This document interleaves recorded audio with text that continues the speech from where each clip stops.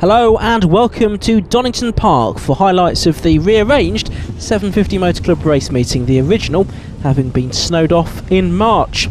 Today our focus is on Formula V, and I spoke to some of the drivers in the paddock to find out more. Ben Anderson, you're not only a Formula V racer, you're the national editor of Autosport as well, so you're well placed to tell us about Formula V's place in the national racing scene. Yeah, I suppose so. Formula V is really an entry-level single-seater formula. It was launched originally, I suppose, as a German rival to Formula Ford in the 60s, and now it continues, having been revived in England by the 750 Motor Club, I think in the early 80s, as a club-level single-seater formula.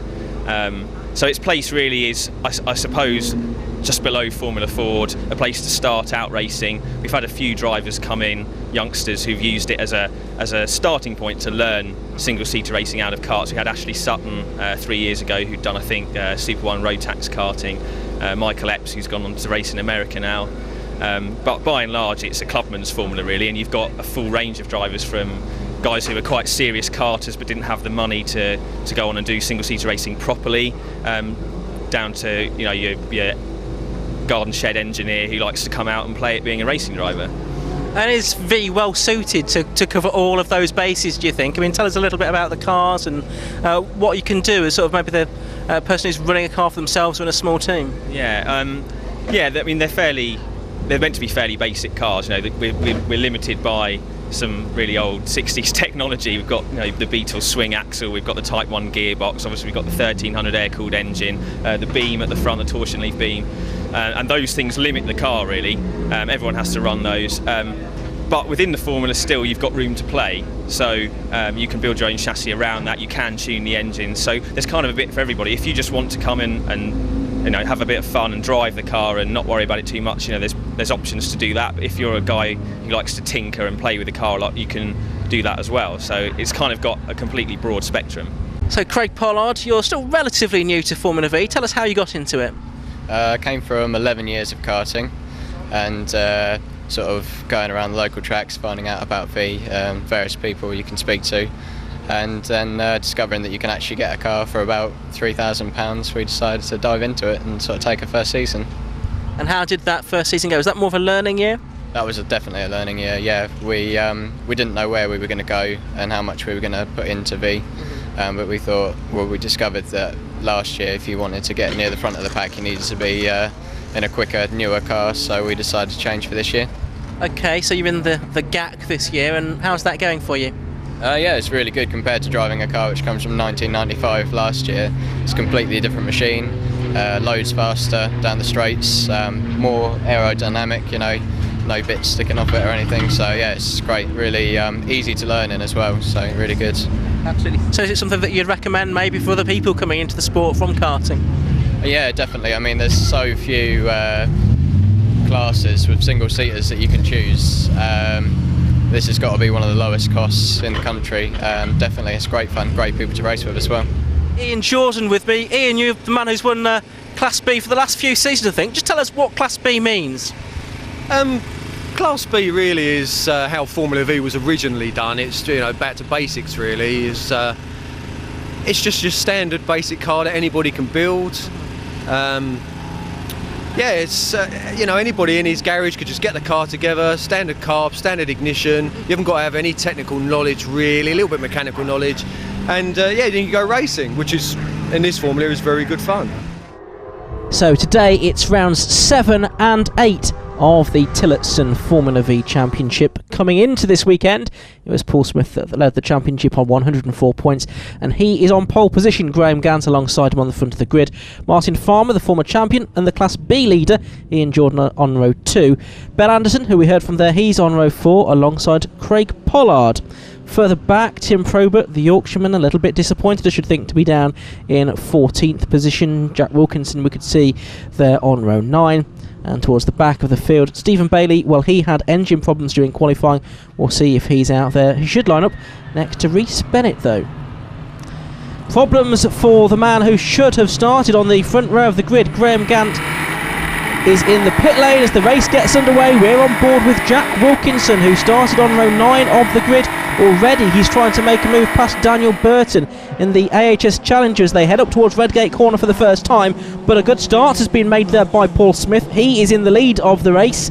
The rest of the field filtering their way through. There's the number 11 car of Ben Meludi, who started at the back of the grid after problems in qualifying. We'll watch for him making up places through the order. But there is the reigning champion and the championship leader. It was 10 round wins from 14 last season for Paul Smith. So far he has won 4 of the 6 this season. It wasn't a very good start though for Martin Farmer. Look, he lined up on row 2 and he's well back down the order now. He's got places to make up. You can just about see him in the background there at Schwantz Curve. But here are the front runners going through. Ben Anderson there, I think, in 4th position in the red car. The white car is Daniel Pitchford.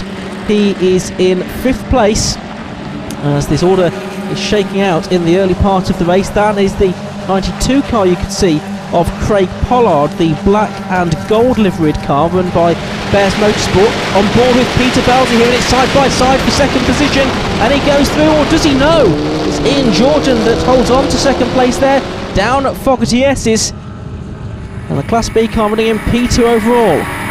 Back on board with Jack Wilkinson in car number 87, the driver from Northampton. He's out in one of the Irish built Shanes. Side by side again there, looks like Ben Anderson trying to fend off Craig Pollard. Meanwhile Martin Farmer is making up places, I can see. There's the 17 car of Daniel Burton, and he is ahead of Jack Wilkinson after Wilkinson tried to get ahead of him at the start. There's Ben Anderson then, number 6, who's not had a great deal of good fortune this season, lying further down the championship than he would have liked, in 7th position with 65 points. Smith on 104. Failed to start the 2 races at Donington Park due to issues before the race started, as Pitchford makes up ground there and he goes up to 4th position, and it's Pollard through to 5th, then Anderson 6th, then I think it's Martin Farmer there who's in 7th place now. Make that 6th, because with the red flash on his nose cone now, Martin Farmer is now ahead of the similar GAC of Ben Anderson. You can see the slightly different design of Ben Anderson's car with the side pods on the side of it. Into the pits comes Stephen Bailey. Well, we knew he had problems, engine problems during qualifying, and he's into the pit lane already, I'm afraid. There's Peter Belsey in the Spider, which is green for this season. It's been orange for a number of years now. Steve O, the Yorkshire driver, you can see in the number 8 car, making up ground there on, I think it was Ben Anderson. As look, Martin Farmer in car number 4 is now ahead of his teammate, number 92 Craig Pollard, in the front of shot, as Steve-O looking to make up a position here as the car's turned in towards Redgate Corner. 53 there, the Red Storm, is Tim Probert, been a stalwart in Formula V for several seasons now, came to racing relatively late. Now Martin Farmer has got Peter Belsey in his sights. Belsey in 3rd position, often been a front runner in this car, which is the ex-Jez Clark Championship winning machine.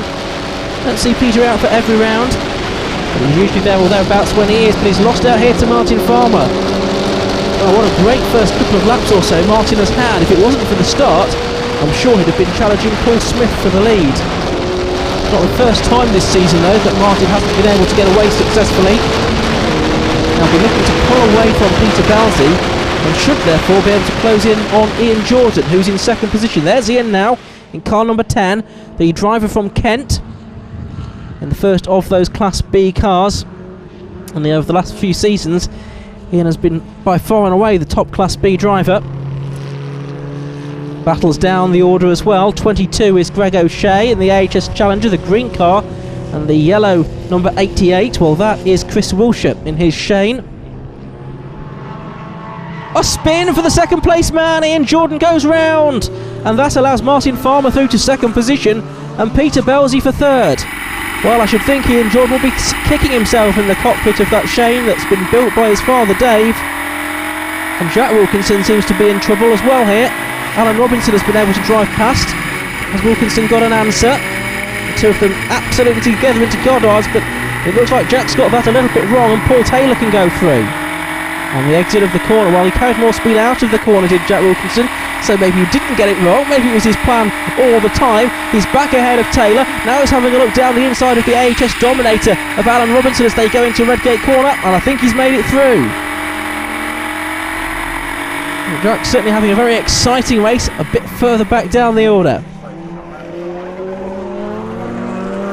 And there's Peter Belsey, and Martin Farmer, the man from Sutton Coldfield, hasn't been able to make the escape that I thought he might. Meanwhile, look at this. It's a 3-car scrap for 4th, 5th and 6th position. The red car is Keith Farrance, who won the first of 2 races at Snetterton. That was on the 300 circuit. Daniel Pitchford in the white car. He won the second of those races. And that number 35 car is a familiar sight as they go on to their last lap. And Craig Pollard in the black GAC, number 92, well, he had his best finished on the Snetterton 300 circuit, 4th position. So this is the main fight in this race to be resolved. It's for 4th place. 5th place, I beg your pardon. Ian Jordan's just a little bit further up the road in 4th position. At the moment it's Keith Farrance that's heading it. And now Peter Belsey is right back on the tail of Martin Farmer. Could we have late drama here and a change for 2nd position down towards the hairpin? Farmer able to hold on for the moment. Steve O is out of his car, so that AHS Dominator has retired. So, Farrance, Pitchford, the 2 winners from Snetterton, and Craig Pollard as well in the gap. Up towards Coppice Corner they go then, the double apex right-hander. I was just sliding around a little bit through the first part of that double apex corner. And back down the Dunlop Straight, over the crest of the hill. And rather than turning right, which they would on the national circuit, it's a left-hander here, and Daniel Pitchford dives down the inside into Fogarty. Does he go through? Yes, he does. And out of the race goes number 41, Paul Taylor, his GAC. It looks like the engine may have expired on that, as out of the final corner comes number 1, Paul Smith, and for the 5th time this season he takes the checkered flag in a Tillotson Formula V race. Still, the fight for 5th goes on. It's Pitchford, Farrance and Craig Pollard as well, the trainee accountant, making their way up to the left-hander at Goddard for the final time. It was side by side there, but Pitchford holding on. Can Farrance get a better run out of the corner on the inside? No, I don't think he can. And Pitchford it is that just holds on to take 5th position in a great fight there. So let's take a look at the results. It was another dominant win there for Paul Smith, his 5th of the season, and he took the checkered flag 8.35 seconds ahead of Martin Farmer, who was given quite a hard time towards the end by Peter Belsey. In 4th place was the Class B winner Ian Jordan, completing the top 6 Daniel Pitchford and Keith Farrance. Further back, 11th overall Jack Wilkinson, 2nd in Class B, Peter Studer 3rd in that particular division.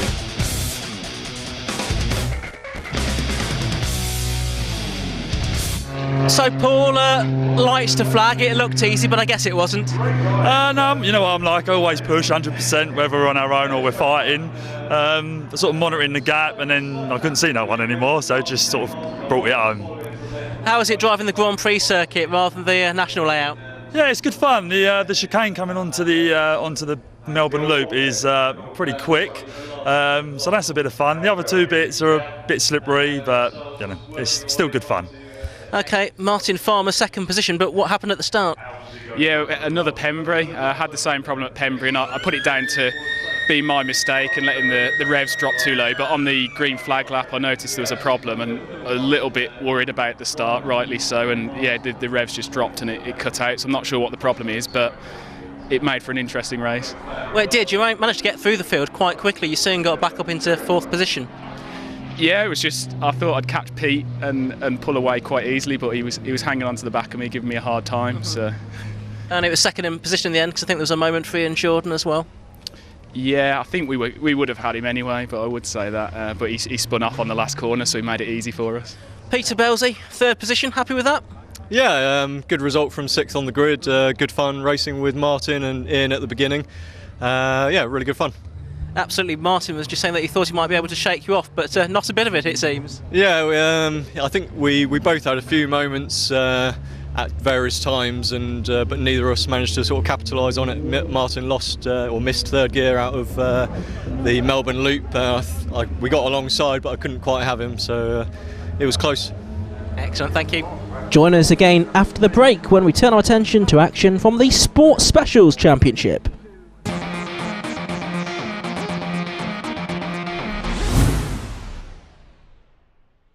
The second race of the weekend for the Tillotson Formula V Championship. This then is round number 8. The grid determined by second fastest time setting qualifying this morning.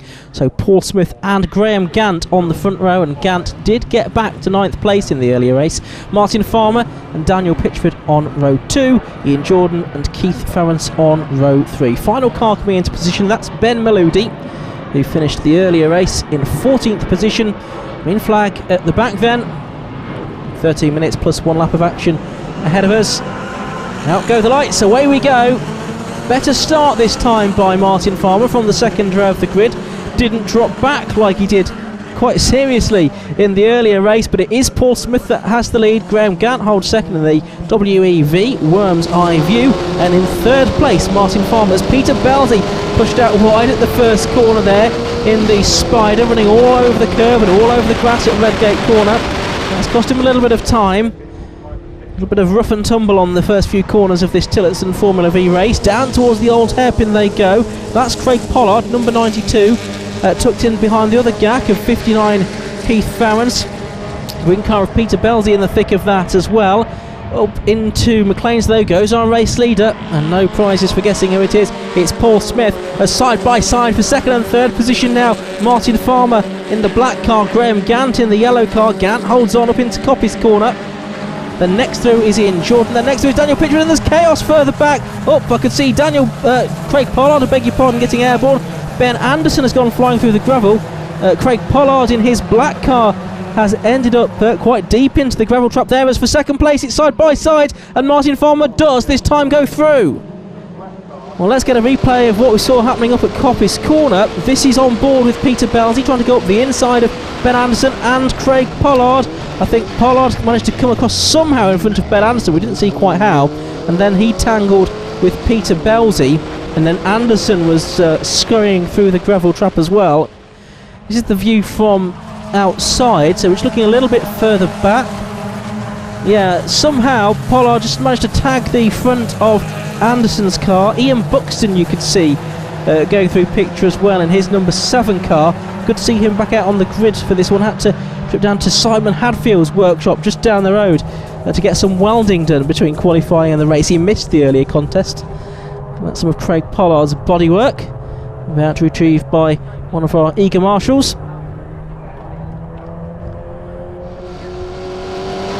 Well, Peter Belsey, involved in the thick of that then, makes his way along the Wicklow Straight, but hand in the air, problem for Peter Belsey.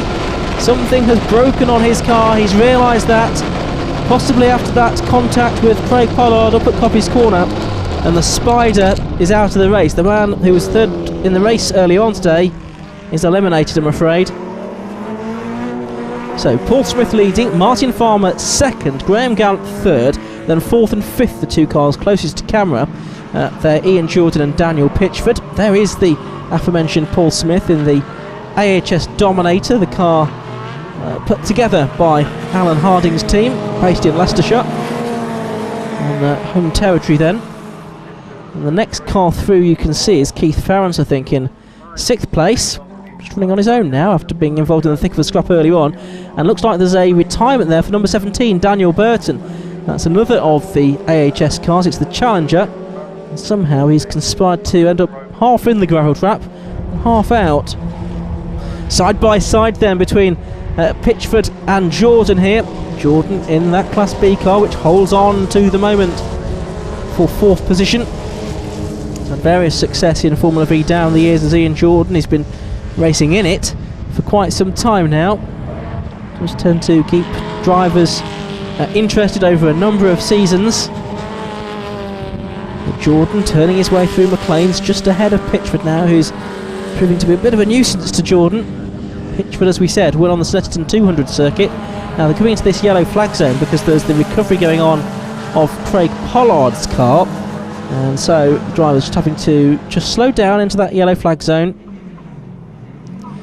Well, at some point earlier in this race, Steve O has lost the front nose section of his AHS Dominator.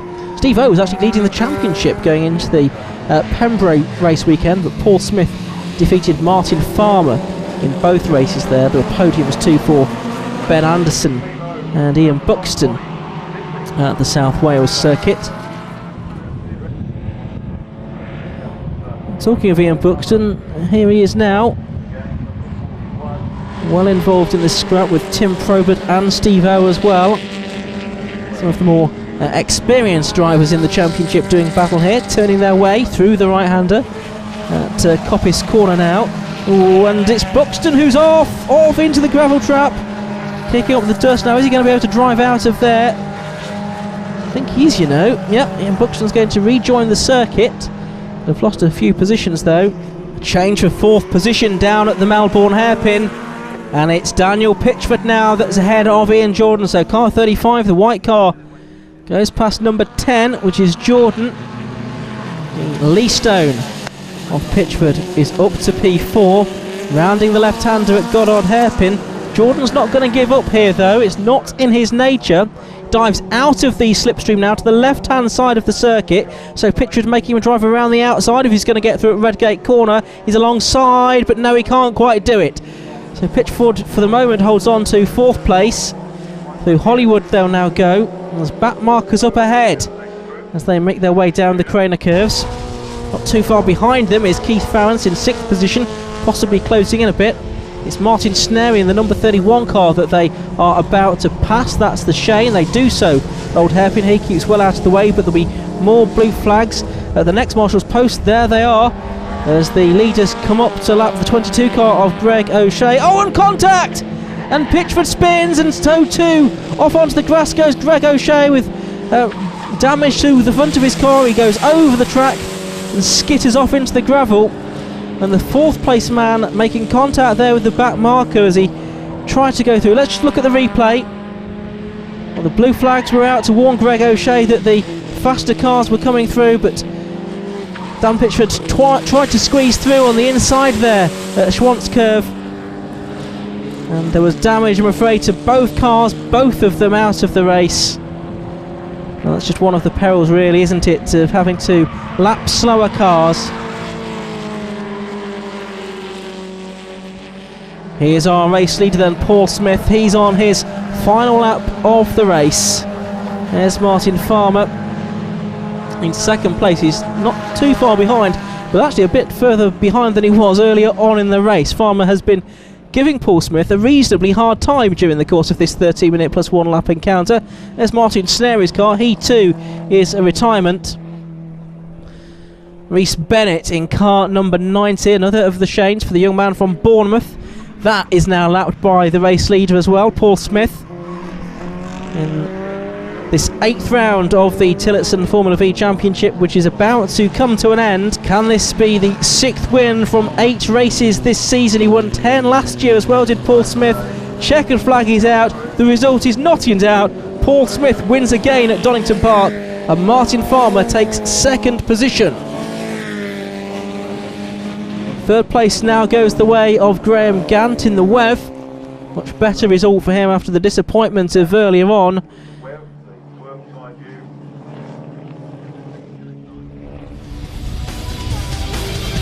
So, confirmation of that victory for Paul Smith by 1.6 seconds over Martin Farmer, who got the fastest lap of the race, 1:46.32, and an extra point for that. Gant was 3rd, Ian Jordan 4th.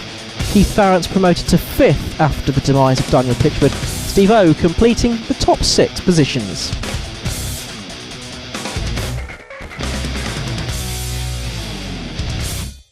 So Paul, another win, that's 6 from 8 races now. Besides Snetterton, it's gone really well. Yeah, it's a good start to the year. That one was a little bit harder than the one before. I had Martin chasing me the whole time, so and very hot. But yeah, 6 out of 8, I'm not complaining. Absolutely, so sort of more than halfway through the season now. I guess it's just about maintaining this form throughout the rest of the year.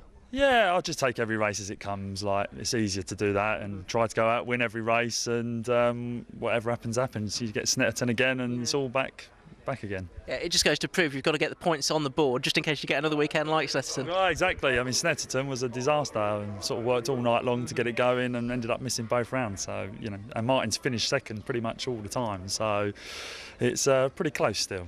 Well, Martin, I think you got fastest lap in that race and you were really chasing Paul down. Didn't know about the lap, so that's good. We changed the carb. That was the problem with stalling. It definitely wasn't my fault. And the car ran better, and it was good to. We could do been a little bit quicker, I think, but it's good to be back there. But Graham Gant was giving you a really hard time as well. You changed positions a few times. Yeah, it was a bit frustrating, to be honest. I mean, I can't expect him not to race me, but I was really relying on tagging onto Paul straight away. Maybe we could have raced him, so I think that really spoilt the race, but what can you do? Excellent, thank you, Martin. Cheers. Third position, and I guess a bit of a happier race than the one earlier today. Yes, getting off the line was a novelty, I must say, because the same problem happened to us at Snetterton, my previous race, and we've had some problems and ignition problems. Managed to put in place a repair, if you like, that would get us out of trouble if it happened again, and we didn't need it, so that's really good news. So hopefully we cured it now. So absolutely, a really good race with Martin Farmer. Then you must have been very pleased to have a dice with someone like Martin, who's been a champion twice in recent seasons. Absolutely, yeah. It's very different when you're this near the front. It's the first time I've really managed to race at the front, and every little error you make punishes you badly, and that was, he got away from me eventually, but I must admit, the last couple of laps I'm thinking, I'll take third place, thank you. We'll not push it any further. Is Donington a circuit that you particularly enjoy? Certainly something happened last year. We did some work last year, and all of a sudden the car worked much better, and that's carried forward to this race. Went backwards slightly on some setups after the Snetterton last race, and now we're hopefully competitive again. So we're hoping to build on that. We'll see how it goes at the next one. Well, that's all we've got time for here at Donington Park. I hope you've enjoyed the racing. Join us again next time when we'll be at Rockingham. For now, from all of us here, it's goodbye.